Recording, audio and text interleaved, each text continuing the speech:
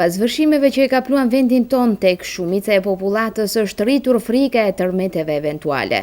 Më të moshuarit flasin nga përvoja, ndërsa njerëzit e profesionit flasin nëpërmjet argumenteve shkencore. Të gjithë e dim se Zoti nuk don arsye për të krijuar fatkeqësi natyrore, siç janë vërshimet, tërmetet, erorat e fuqishme e tjerë. Këtë e dëgjuam edhe në të shumtën e deklaratave që kanë dhënë banorët e vërshuar, qofshin në pjesët e Shkupit, ku bë katastrofa më e madhe, ata të Malësisë, të Tovës, të Kërçovës dhe së fundmi banorët e komunës së Vrapçishtit që u vërshuan para 2 ditëve. Në formulime të ndryshme, por gati se të gjithë arrinin tek përfundimi se fuqisë së Zotit s'ka kush i del përpara. Por profesori gjeografisë Hetem Ademi thot se nëse rreshjet e shiut vazhdojnë edhe për disa ditë me radhë me intensitet mbi 40 litra në sekond, rrisin mundësinë për tërmete eventuale.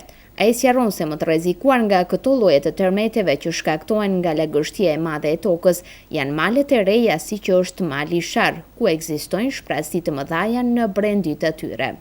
I pyetur nëse mund të jemi para rrezikut të tërmeteve të fuqishme apo vetëm para dridhjeve të lehta, profesori gjeografisë thot se për vendin ton është shumë edhe 4 deri më 5 shkallë, sepse ende kemi objekte që nuk u rezistojnë edhe shkallëve më të ulta. I kësaj natyre, gjithë pyetjen që parashtrua gjuhë, veçanërisht në malet e reja, ka gjithmonë rrezik. Gjithmonë në malet e reja ka shprasë tira në mbretëri dhe nga rreshjet e mëdha që vinë dhe që bien, mund të ndodhin edhe të tërmetet. Veçanërisht mali Sharr, që jemi në rreth mali Sharr dhe kjo ka ndodhur te na. Po që se vazhdojnë në intensitet të njëjtë, me 40 litra në metre katror ose me 50 litra sa kanë qenë dje, është rreziku i madh edhe i paraqitjes së tërmeteve. Por tërmeti është tërmet, e bën veten, edhe tjetër edhe 4 shkallë dhe 5 shkallë.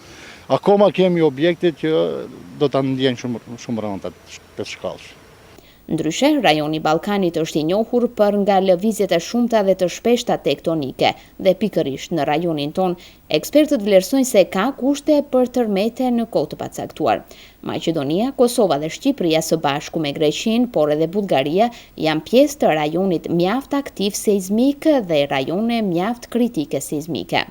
Por deri në sa Richter mund të përballojnë godinat tona, për këtë duhet të flasin specialistët.